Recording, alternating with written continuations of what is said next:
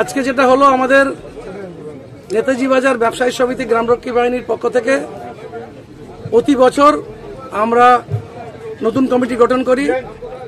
আমাদের কমিটির মেয়াদ থাকে 1 বছর। আমরা এর আগে 2024-এ প্রথম জানুয়ারির আগেই আমরা মিটিং করে কমিটি করেছিলাম।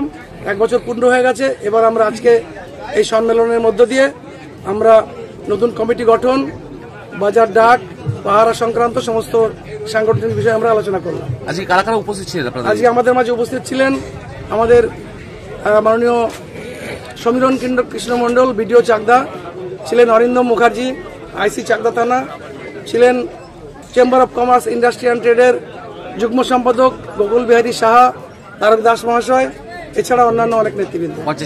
আমাদের চাকদা ব্যবসায়ী সমিতির সাধারণ সম্পাদক বিশ্বনাথ দেহালদার ছিলেন চাকদা পঞ্চায়েত সমিতির সভাপতি অশোক মণ্ডল মহাশয়, আমাদের চাকদা ঘেটুগাছি গ্রাম পঞ্চায়েতের প্রধান রবীন্দ্র ঘোষ মহাশয় সহ অনেক অতিথিবৃন্দ উপস্থিত ছিলেন। মূলত আজকে কি উঠে এলো কি এই ব্যবসা?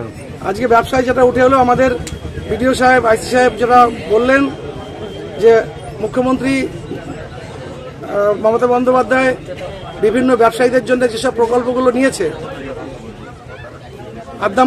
উদ্যম আধার বা বিজনেস লোন, অন্যান্য যেসব সুযোগ সুবিধাগুলো, ভাষাই লাইসেন্স ইত্যাদি বিষয়গুলোর জন্য ব্যবসায়ীদের এগিয়ে এসে সেই সুযোগগুলো গ্রহণ করার জন্য তারা বলেছেন। এবং আমাদের ব্যবসায়ী নেতৃত্ব আমরাও কথা দিয়েছি, আগামী দিনে আমাদের ব্যবসায়ী সমাজকে নিয়ে আমরা তাদের মাধ্যমে সরকারি সেই প্রকল্পগুলো কিভাবে কার্যকরী করা যায় আমরা সেটা চেষ্টা করব। বাজারে বাথরুম একটা আছে, সেটা খুব পুরনো অবস্থা। নেতাজি বাজার আমাদের ঘেটুগাছি অঞ্চলের রাজধানী।